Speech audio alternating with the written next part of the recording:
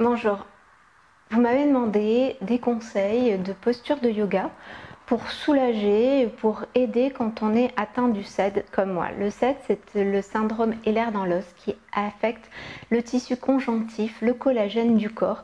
Et le collagène, on en a absolument dans quasiment toutes les parties de notre corps. Moi, je suis atteinte de la version hypermobile, c'est-à-dire que j'ai des poignets hyper souples, hyper laxes, et du coup, ça provoque des douleurs articulaires, des douleurs de dos. J'ai également des problèmes digestifs, etc. Enfin, pour ceux qui connaissent le SED, je ne vous apprends rien. Ces postures sont également indiquées pour ceux qui sont atteints de problèmes déjà d'articulation, mais également de fibromyalgie, de spondyloarthrite, etc. Ça peut être un soulagement et surtout, en fait, ça va vous aider à vous renforcer. Pour justement pallier à l'hypermobilité des articulations, une chose est importante, c'est de travailler ces muscles qui vont protéger nos articulations. La seconde chose, c'est travailler des postures de torsion, par exemple pour nos problèmes de digestion. Et surtout, travailler la respiration, la relaxation, la méditation pour gérer nos douleurs et nos niveaux de stress qu'engendre cette maladie et notamment nos problèmes de sommeil. Pour ce faire, on peut très bien travailler sur le tapis quand c'est trop compliqué, quand c'est trop difficile. On peut toujours avoir une chaise à côté ou travailler sur un lit. Ce n'est pas obligatoire en fait de travailler au sol. D'abord, on va travailler la respiration. Si c'est trop difficile, notamment quand on a très mal aux genoux ou très mal aux chevilles, la position tailleur peut être très inconfortable. On peut essayer de mettre un coussin ou une brique ici sous les fesses pour pouvoir déposer ici ses os des fesses et déposer les genoux au sol. Si ça c'est vraiment très inconfortable, aucun souci, vous prenez une chaise et vous asseyez dessus. Ceux qui sont atteints du SED, on a souvent des coussins qui sont à mémoire de forme pour garder ici le coccyx confortable et l'assise confortable. N'hésitez pas à mettre ce coussin-là. Et vous posez les mains sur les cuisses. Vous essayez d'avoir le dos droit. Fermez les yeux et on va travailler simplement la respiration complète. La respiration complète, c'est inspirer avec chaque partie de son haut du corps. La respiration ventrale, costale et claviculaire. On va commencer la respiration ventrale, on va poser ses mains sur son ventre et on va inspirer, gonfler le ventre comme un ballon. Et à l'expire, le nombril rentre vers la colonne.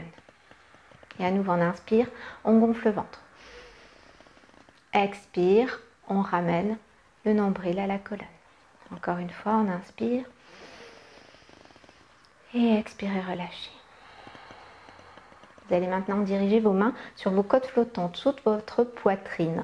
Vous allez inspirer, écarter ici les côtes vers l'extérieur, comme un accordéon. Et expirez, ramenez. Et encore, inspirez avec le nez. Expirez avec le nez. Et encore, on inspire. Expirez. Et maintenant, vous allez mettre les mains au-dessus de votre poitrine, sous vos clavicules, au niveau du sternum.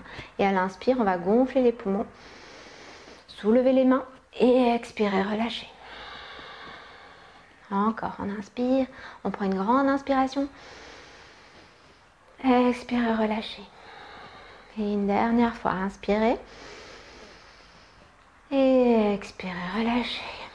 Maintenant, on va faire la respiration complète. On inspire avec le ventre, les côtes et le sternum. À l'expire, on relâche sternum, côte et ventre. On y va, on inspire, on gonfle le ventre, on écarte les côtes, on soulève ici le sternum. À l'expire, on abaisse le sternum, on rentre les côtes, on rentre le nombril et encore. Prenez de lentes et longues respirations pour pouvoir sentir chaque étage. Faites-le encore 2 fois. Aidez-vous de vos mains si vous avez besoin pour sentir ici où se dirige votre souffle. Et une dernière fois.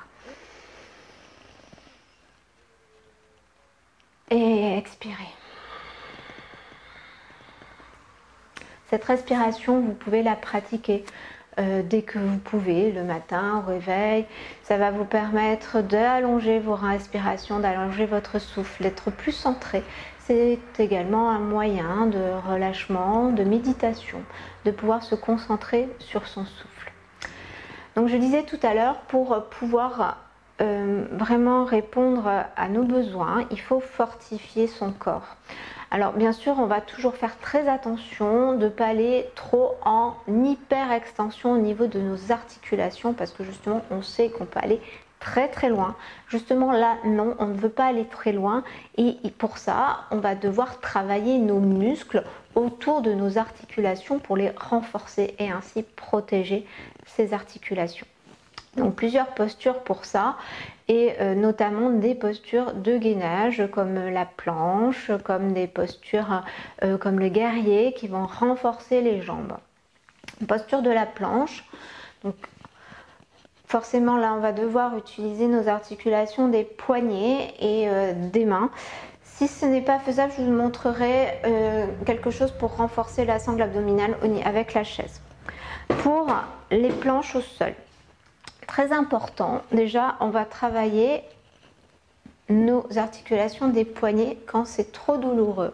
Quelque chose qui va renforcer vos poignets et soulager vos poignets, c'est simplement venir serrer une balle imaginaire dans vos mains. Donc avant de pouvoir solliciter vos poignets pour quelque posture que ce soit, travaillez ici vos poignets. Donc serrez cette balle imaginaire. Alors ici c'est la version un peu facile, la version un peu plus difficile ici c'est les épaules basses, et serrez, serrez, serrez, ça va travailler ici tous les muscles de votre avant-bras, de vos bras et même ici de votre dos, et soulager vos poignets.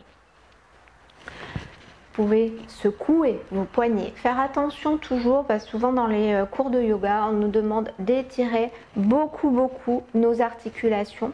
Faites très attention parce que vous savez que ça peut être très contraignant pour nous. Donc faites plutôt ce genre de mouvement. Pour la posture de la planche, vous allez mettre vos doigts, vos mains écartées largeur des épaules, les doigts bien enfoncés dans le sol, les mains bien enfoncées dans le sol. Pensez aux 3 cercles. Cercle du milieu, cercle ici des coussinets et le cercle de la pulpe des doigts.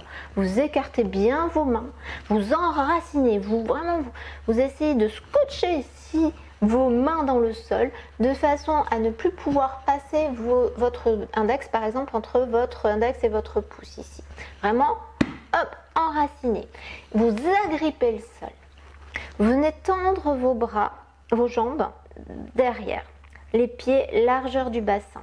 Et ici, vous repoussez le sol. Vous allez aspirer le nombril dans le dos, vers la colonne. Regardez ici, un petit peu au-dessus de vos mains, la nuque dans le prolongement de votre dos.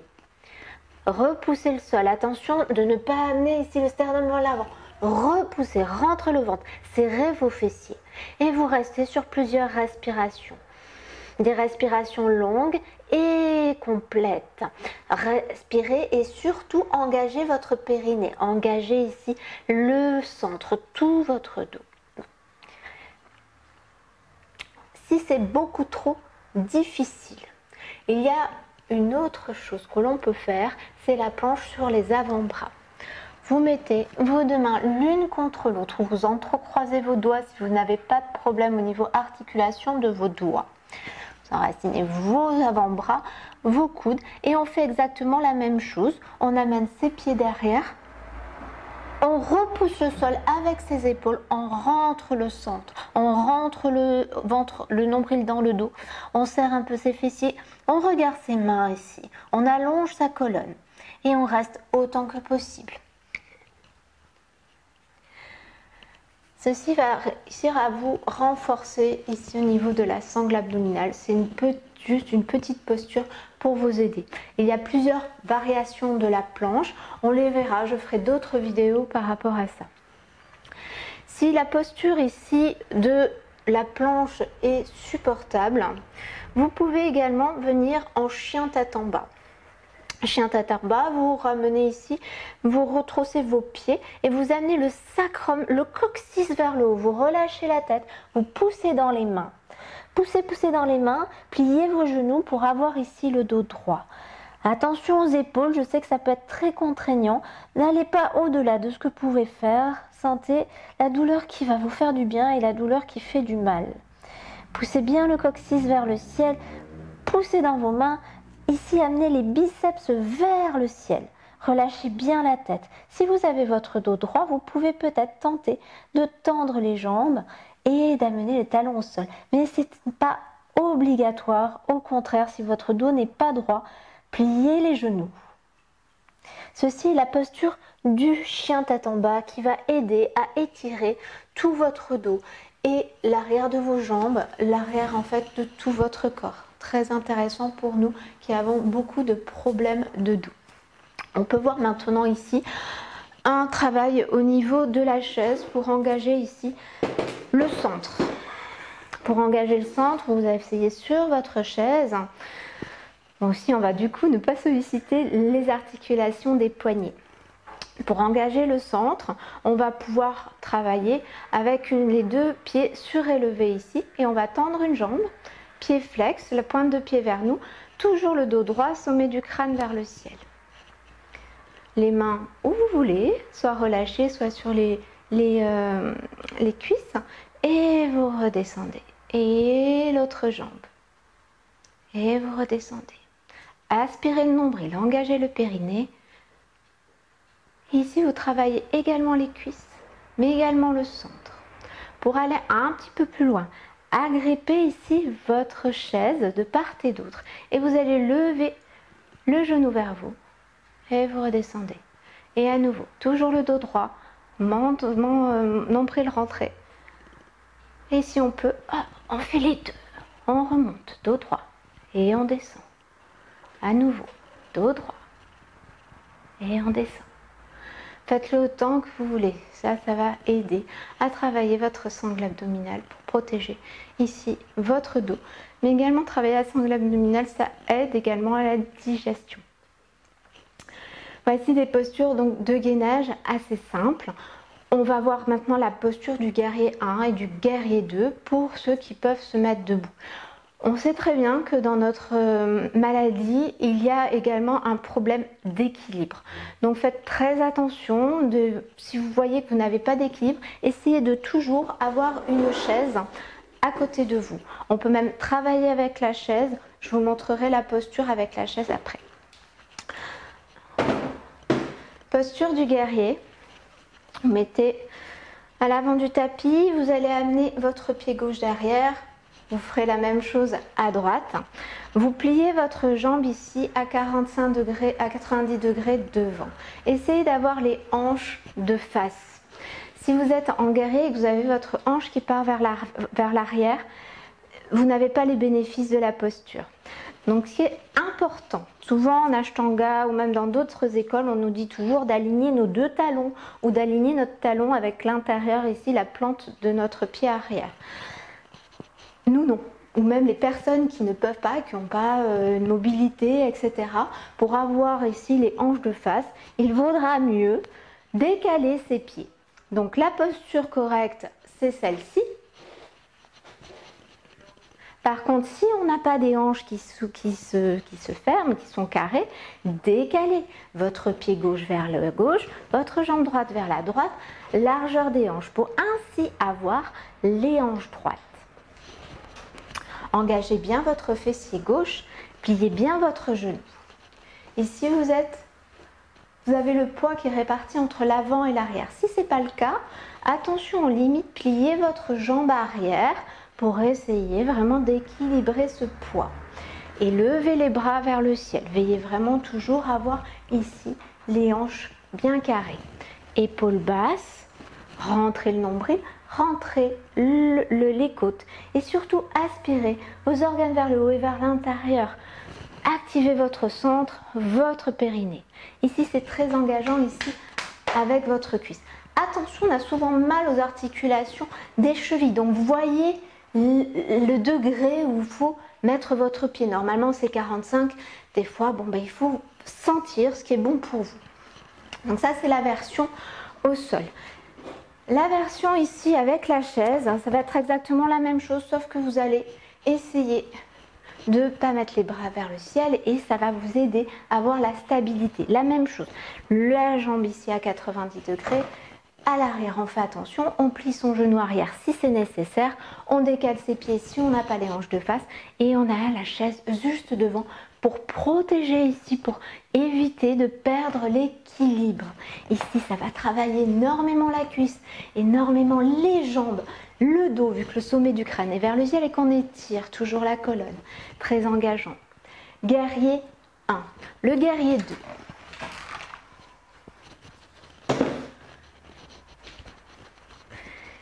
Guerrier 2. Ici, guerrier 1. On part du guerrier 1. On va amener son bras droit devant et son bras gauche derrière. Les épaules sont bien basses. On garde ici cet angle à 90 degrés. Forcément, la hanche s'ouvre un petit peu plus, mais essayez de garder quand même la hanche vers le bas. La hanche c'est ouverte, mais on garde la hanche vers le bas. Les bras bien forts. Bien écartez les doigts, vous sentez l'énergie ici, comme si quelqu'un vous tirait de part et d'autre. Attention de ne pas avoir trop de poids vers l'avant, ni vers l'arrière. Et regardez votre majeur devant ici, fort et engagé. C'est une posture de guerrier, de force, d'équilibre. Vous pourrez également travailler cette posture avec la chaise. Nous avons la chaise devant, nous partons guerrier 1, guerrier 2. On essaye, on trouve des solutions, toujours. Attention de ne pas peut-être rester longtemps sur les postures parce qu'effectivement, on travaille les articulations ici du genou, de la cheville, donc faites très attention. N'oubliez pas un côté, puis l'autre. Restez, plusieurs respirations, revenez. Ceci va vous permettre de travailler vraiment votre engagement musculaire au niveau de vos jambes et de votre dos. Le plus important, comme je vous ai dit, c'est surtout la relaxation. Quelque chose de très important pour nous, c'est d'amener en fait notre attention dans la douleur. Respirer dans la douleur. On inspire un prana, ce qu'on appelle en yoga un prana, cette énergie vitale bienfaisante qui va venir nourrir nos organes, nourrir tout notre corps, nos articulations. Et à l'expire, on va essayer de visualiser en fait que l'on chasse toutes nos douleurs. Quand vous avez une douleur bien particulière, essayez de respirer dans la douleur, dans la partie où vous avez mal. À l'inspire, sentez que vous respirez par exemple dans le muscle ou l'articulation, que vous amenez cette énergie bienfaisante, cette douceur. Et à l'expire, essayez de chasser cette douleur, cette toxine qui vous parasite. C'était une première vidéo, j'en ferai d'autres, j'espère qu'elle vous a plu. Quelques postures très simples, très basiques de yoga, mais qui sont assez importantes pour nous renforcer.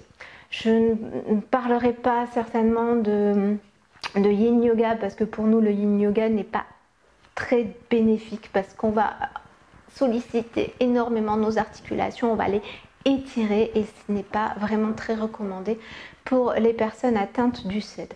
Par contre, on peut travailler des postures de relaxation sans pour autant aller au-delà de l'hyperlaxicité dont on est malheureusement pourvu. Je ne sais pas si ça se dit. Donc on va travailler des postures de relaxation comme la posture de l'enfant, mais attention pareil, attention aux genoux. Donc ça on le verra sur une prochaine vidéo. Là c'était vraiment plutôt pour le renforcement musculaire pour protéger ses articulations. À très bientôt et prenez soin de vous.